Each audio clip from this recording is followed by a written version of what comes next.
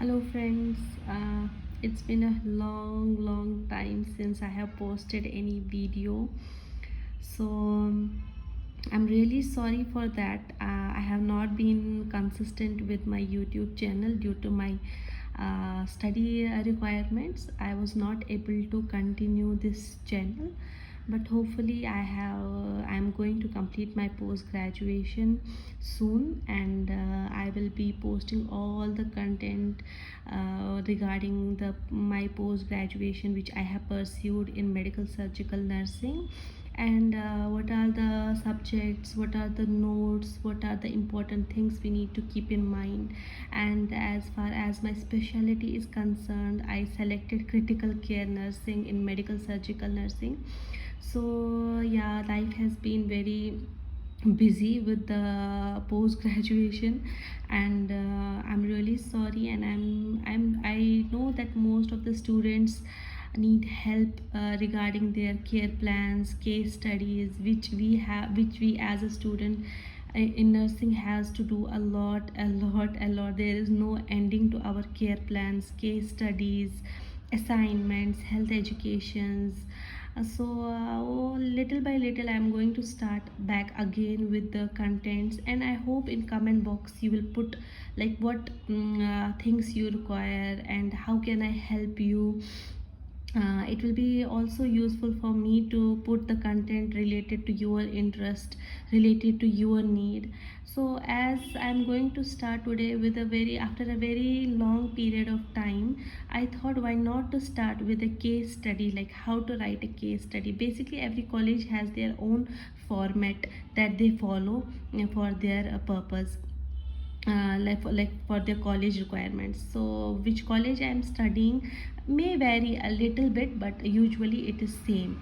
So today I'm going to discuss about a case study in which I have added nursing process application. As you can see, nursing process application on critically ill patient with electrical burns. So I got a patient who had electrical burns in ER, that is emergency department, and he had 40% of burns. Okay, so I will tell you how we are going to write the case study with nursing process application on this patient. So let me start with the first page, which is like firstly we have to start with a brief introduction about your patient. So where I have written like, as per my clinical posting, I was, first of all we need to write as your clinical posting, I was posted in which hospital for my medical surgical nursing posting, and there which patient, like about the patient you have to write like how I have written. There I came across patient named Mr. Santosh KR. His age was 34 years, and he came with the complaints of severe burns on its chest, abdomen, back, and extremities, mostly lower. Okay, means legs and buttocks.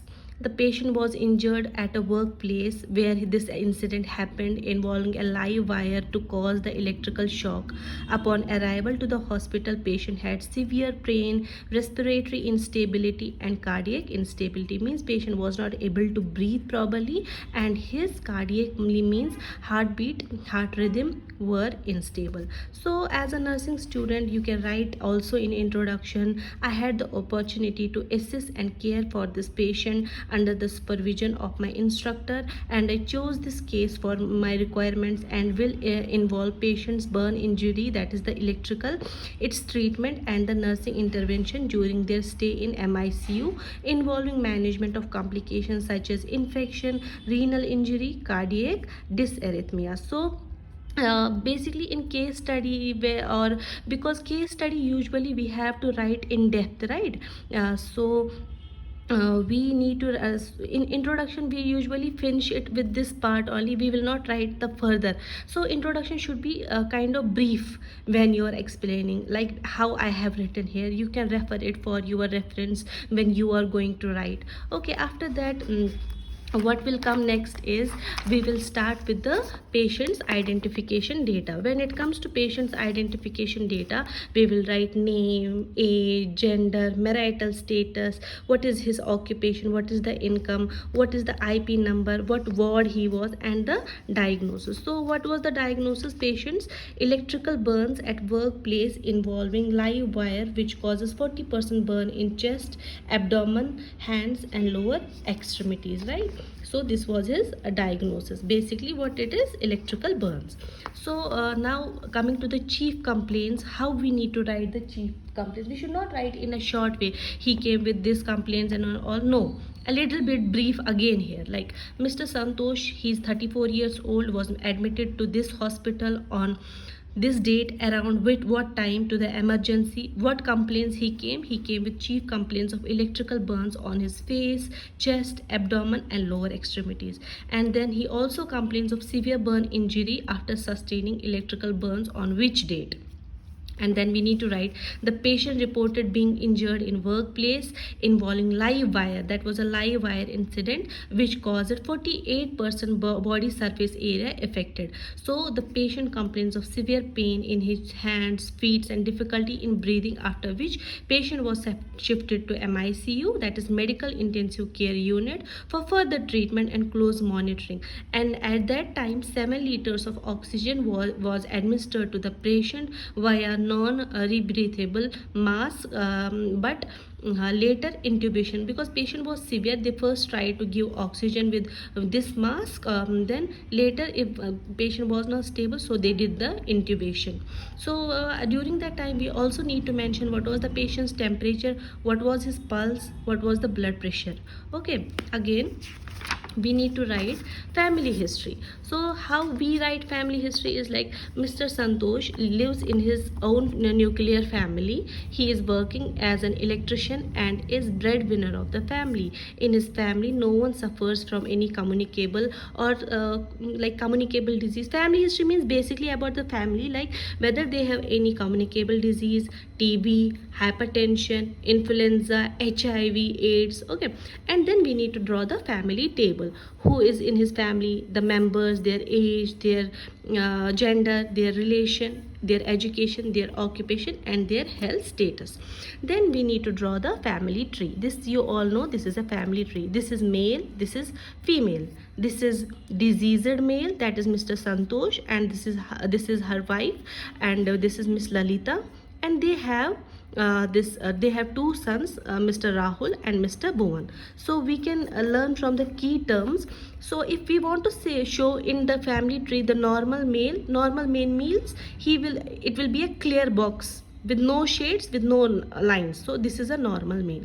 If we want to show a diseased male, we need to draw some lines. Okay, this patient has diabetes, this patient had hypertension, whatever disease. So we need to draw.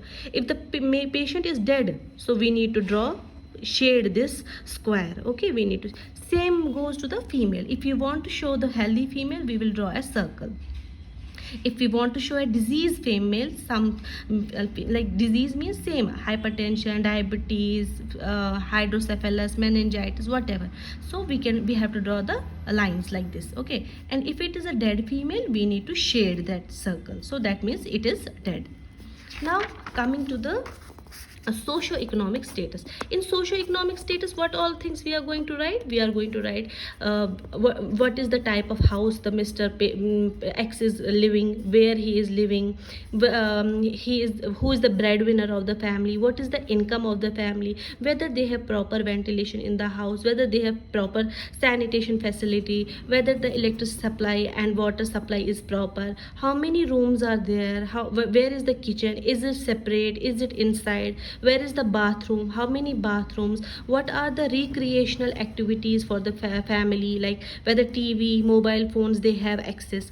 Then we have to write the personal history of the patient. So we have to write what type of diet he consumes, whether he maintains a good hygiene, whether he have any allergy to any food substance, how is his bowel, means the passing of stool and bladder patterns, whether how many times he passes bladder, how many times he passes urine in a day, how many times he passes the stool in a day, what is his sleeping pattern for day, like how many hours he sleeps. So my patient usually sleeps for 5 to 6 hours. And then, does the patient have any habits of alcoholism, smoking, chewing of tobacco? So you can write all this in personal history.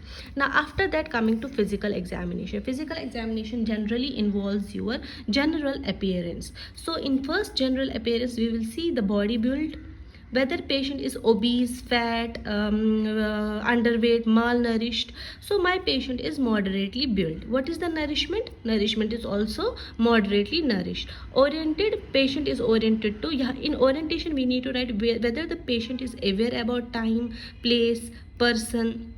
Okay, then appearance, how does he appear to you when you see a person first, whether he is looking fresh, active, or dull. So whether he is conscious, what is his speech pattern, is it clear, sluggard, or like not clear. So my patient was clear, but it was little painful because of the burns. Then voice, whether it is clear or blurred. Sometimes patient will be in pain, they will not speak properly, the voice will seem to be blurred. So I have written the blurred. Okay, after this comes your vital signs. We need to check the vital signs. So my patient's temperature was high, his pulse, BP, heart rate you need to write. Then anthropometric measurements. So we need to take the height, weight, and then we need to calculate its BMI. So when we check the BMI, it was 23.1, that was normal. Then we need to check the skin. See, whenever we are doing the physical examination, we need to see the disease condition. Based on that, keeping that things in the mind, we need to focus on every system of our body, whether it is integumentary, genitourinary, neuro assessment, cardiac assessment.